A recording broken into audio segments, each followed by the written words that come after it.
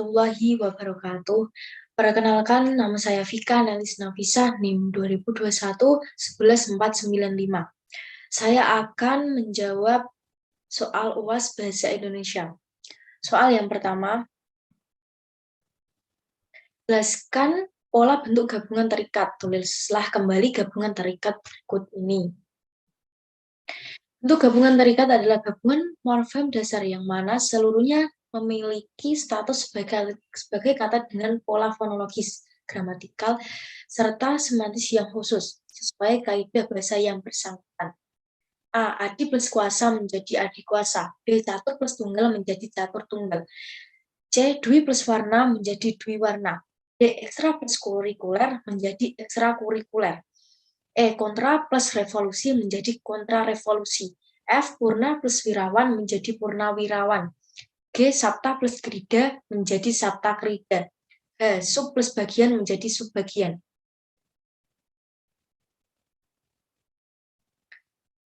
Soal yang kedua, jelaskan perbedaan bentuk penalaran deduktif dan bentuk penalaran induktif. Berikan contoh penerapannya. Penalaran deduktif. Penalaran deduktif adalah suatu penalaran yang berpangkal pada suatu peristiwa umum yang sebenarnya telah diketahui atau diyakini dan berakhir pada suatu kesimpulan atau pengetahuan baru yang bersifat lebih khusus. Metode ini diawali dari pembentukan teori, hipotesis, definisi operasional, instrumen, dan operasionalisasi. Dengan kata lain, untuk memahami suatu gejala terlebih dahulu harus memiliki konsep dan teori tentang gejala tersebut dan selanjutnya dilakukan penelitian di lapangan. Dengan demikian, konteks penalaran deduktif tersebut, konsep dan teori merupakan kata kunci untuk memahami suatu gejala, atau bisa juga dipahami sebagai penelitian yang letak kesimpulannya ada di bagian awal. Contoh, tenaga kerja yang diperlukan dalam persaingan bebas adalah tenaga kerja yang mempunyai etos kerja tinggi, yaitu tenaga kerja yang pandai, terampil, dan berkepribadian. Tenaga kerja yang pandai adalah tenaga kerja yang mempunyai kemampuan akademis memadai sesuai dengan disiplin ilmu tertentu. Terampil artinya mampu menerapkan kemampuan akademis yang dimiliki disertai kemampuan pendukung yang sesuai untuk diterapkan agar diperoleh hasil yang maksimal. Sementara itu, tenaga kerja yang berkepribadian adalah tenaga kerja yang mempunyai sikap loyal, disiplin, dan jujur.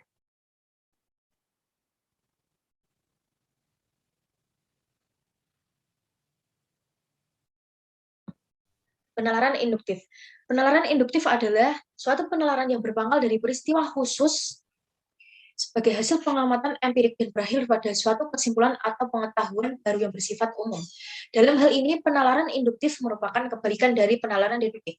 Untuk turun ke lapangan dan melakukan penelitian tidak harus memiliki konsep secara canggih, tetapi cukup mengamati lapangan, dan dari pengamatan lapangan tersebut dapat ditarik generalisasi dari suatu gejala. Dalam konteks ini, teori bukan merupakan persyaratan mutlak, tetapi kecermatan dalam menangkap gejala dan memahami gejala merupakan kunci sukses untuk dapat mendeskripsikan gejala dan melakukan generalisasi.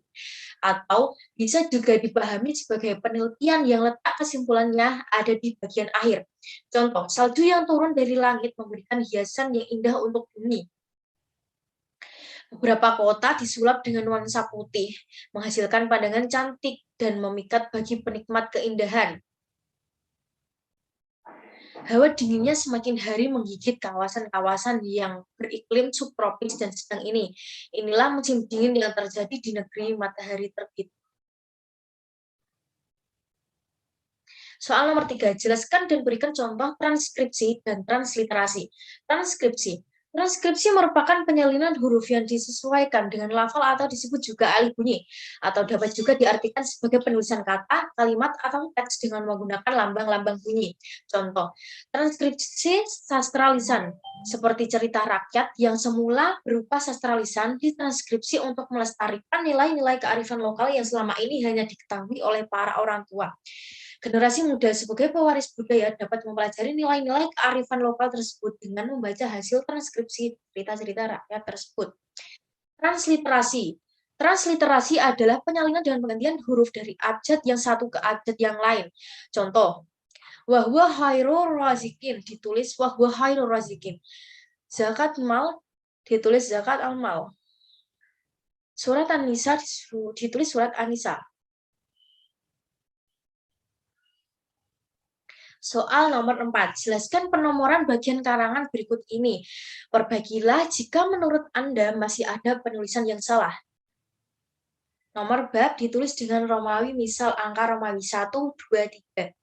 Nomor subbab ditulis dengan angka 1.1, 1.2, dan 1.3. Nomor anak subbab ditulis dengan huruf A, B, C. Nomor anak subbab pertama ditulis dengan angka 1, 2, 3. Nomor anak subbab kedua ditulis dengan huruf A, B, C. Nomor anak subbab ketiga ditulis dengan angka 1, 2, 3. Nomor anak subbab keempat ditulis dengan huruf A, B, C. Nomor anak subbab kelima ditulis dengan angka 1, 2, 3 dengan tanda kurung. Nomor anak subbab ke-6 ditulis dengan huruf A, B, C dengan tanda kurung. Namun penomoran subbab dan sub-subbab harusnya maksimal 3 level, misalnya 1.1 dan 1.1.1. Selain itu, tidak perlu diakhiri pada level 2 dan 3. Pembenaran penomoran A, program usaha, termasuk dalam bagian bab, agak ke kanan. 1 titik tahap persiapan program, termasuk dalam bagian subbab, agak ke kanan lagi. 1.1 penerimaan warga belajar, termasuk dalam bagian anak subbab. 1.2 pemilihan penyelenggara. 1.3 pemilihan ketua kejar usaha. Agak ke kanan lagi. 1.3.1 musyawarah, termasuk ke dalam bagian anak subbab pertama. 1.3.2 ditunjuk. Soal nomor 5. Jelaskan cara penulisan gelar akademik yang benar, kemudian jawab soal berikut ini. Jika masih salah penulisannya, segera perbaiki. Cara penulisan gelar akademik mengikuti aturan yang berlaku dalam EYD, yaitu pada aturan tentang penulisan singkatan, memakai tanda titik dan memakai tanda koma. Ketentuan lengkapnya sebagai berikut. Setiap gelar dengan titik sebagai antar huruf pada singkatan gelar yang dimaksud. Gelar ditulis di belakang nama orang. Antar nama orang dan gelar yang disandanginya dibubuhi tanda koma. Jika di belakang nama orang terdapat lebih dari satu gelar, maka di antara gelar-gelar tersebut disisipi tanda koma. Pembenaran 1. Bayu Maharani, S.S. 2. R.M. Pratama, M.M. 3. Dr. Irfai Faturrahman, S.PD, M.PD. Keempat, Dr.Drs. Muhammad Kanzunuddin, M.PD. Yang kelima, Prof. Dr. Ahmad Ulinuha, M.PD. Soal nomor 6. Jelaskan penggunaan tanda elipsis, tanda siku, dan tanda kurung. Berikan contoh penggunaan tanda tersebut dalam kalimat. Elipsis, tanda berupa titik, 3 titik, menggambarkan kalimat yang terputus-putus atau menunjukkan kalau di sebuah kalimat ada bagian yang dihilangkan. Contoh, saya pikir tidak seperti itu. Contoh yang kedua, penyebab kemerosotan akan diteliti lebih lanjut. Tanda kurung siku digunakan sebagai penanda jika kutipan yang ditulis bisa jadi salah, karena sesuai dengan sumber asli atau dipakai untuk mengapit keterangan dalam kalimat penjelas yang ada di dalam tanda kurung. Contoh, penggunaan bahasa dalam penyusunan tugas akhir harus sesuai dengan diapit dengan tanda kurung siku kaidah bahasa Indonesia.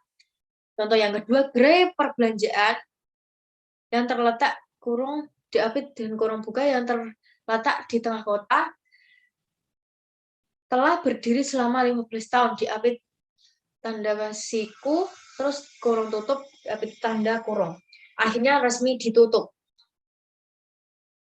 Tanda kurung dapat digunakan untuk memberikan penjelasan atau keterangan yang bukan merupakan bagian utama dalam suatu kalimat. Contoh, pembuatan kartu tanda penduduk dalam kurung KTP harus dilakukan sendiri oleh pemohon. Pembuatan KTP yang dilakukan oleh calon tidak akan diproses. Contoh yang kedua, perbedaan kenaikan produksi gula. Lihat grafik 1. Diapit tanda kurung. Membuat pengusaha mulai memperhitungkan kembali dana belanjanya.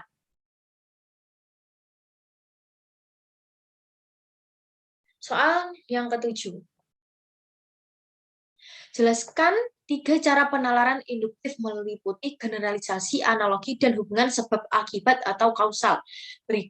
Silakan jelaskan satu persatu disertai contoh. Generalisasi. Generalisasi adalah pola pengembangan sebuah paragraf yang dibentuk melalui penarikan sebuah gagasan atau simpulan umum berdasarkan perihal atau kejadian. Contoh, bensin merupakan jenis bahan bakar apabila terkena api akan mudah terbakar. Demikian juga minyak tanah termasuk bahan bakar yang mudah terbakar. Generalisasi, semua jenis bahan bakar apabila terkena api akan mudah terbakar. Analogi, analogi adalah metode menalar dengan membandingkan dua hal yang mempunyai sifat yang sama. Contoh, mendidik seorang anak itu bisa diibaratkan seperti merawat sebuah tanaman. Ketika merawat tanaman, kita harus memperhatikan dengan telaten dan memastikan kebutuhannya tercukupi sehingga bunga tersebut tumbuh dengan semestinya. Begitu juga dengan mendidik anak. Oleh karena itu, kita harus mendidik anak dengan telaten, sabar, dan tekun agar anak kita bisa tumbuh dan berkembang dengan baik seperti halnya saat merawat sebuah tumbuhan. Sebab akibat. Sebab akibat adalah menyimpulkan sesuatu dengan menggunakan alasan hubungan sebab akibat. Contoh, hujan deras yang terus mengguyur kawasan Jabodetabek belum juga berhenti dari Rabu malam. Volume debit air terpantau terus meningkat dan menimbulkan kebanjiran hingga jalan-jalan ibu kota. Banjir yang terjadi ini mengakibatkan kemacetan yang terpantau di ruas-ruas jalan Jabodetabek. Soal nomor 8, jelaskan yang dimaksud dengan silogisme. Berikan contoh silogisme. Silogisme adalah merupakan cara menarik kesimpulan secara deduktif, yakni dari premis-premis umum, mayor, dan khusus minor. Silogisme juga disebut sebagai penyimpulan tidak langsung, karena konklusi diambil dari dua permasalahan yang dihubungkan dengan cara tertentu. Contoh, semua tumbuhan membutuhkan cairan, termasuk dalam premis mayor. Akasia merupakan tumbuhan, termasuk dalam premis minor. Maka akasia membutuhkan cairan, termasuk dalam kesimpulan. Soal nomor 9, apa yang dimaksud dengan konjungsi? Sebutkan jenis konjungsi dan berikan contoh penerapan konjungsi. Konjungsi atau kata hubung merupakan kata atau ungkapan yang berfungsi sebagai penghubung antar kata, antar klausa, atau antar kalimat. Penggunaan konjungsi dalam sebuah kalimat atau paragraf berfungsi agar susunan kata atau kalimat memiliki koherensi atau keterkaitan. Jenis konjungsi. Yang pertama, konjungsi koordinatif. Konjungsi koordinatif merupakan konjungsi yang menghubungkan dua unsur atau lebih yang sama pentingnya atau memiliki status sintaksis yang sama. Contohnya adalah dan atau dan tetapi. Contoh, ibu dan adik sedang menyapu halaman. Jenis konjungsi yang kedua yaitu konjungsi korelatif. Konjungsi korelatif adalah konjungsi yang menghubungkan dua kata, frasa atau klasa yang memiliki satu sintaksis yang sama. Contohnya adalah baik maupun, tidak hanya tetapi juga, demikian sehingga, entah dan jangankan pun. Contoh, Sinta lupa memantikan keran air sehingga air di ember penuh dan banjir.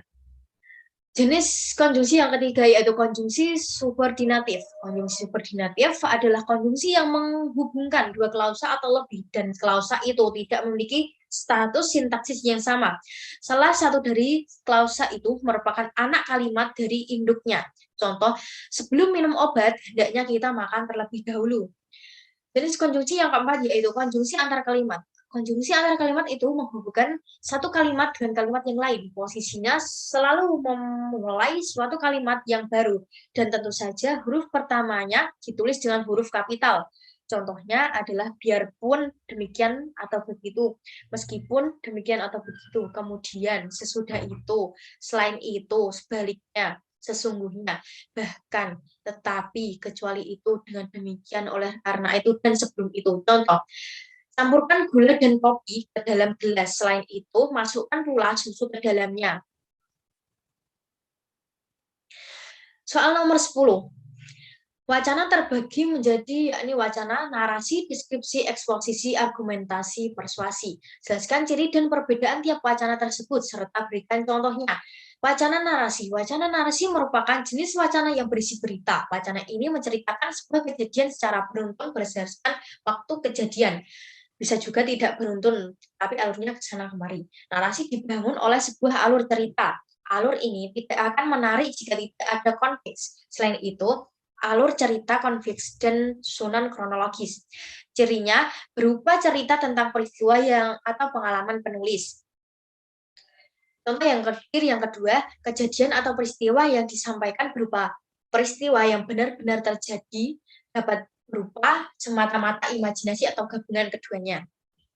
Contoh, kegiatan di sekolahku demikian padatnya. Setiap hari aku masuk pukul 7 agar tidak terlambat. Aku selalu bangun pukul 4:30.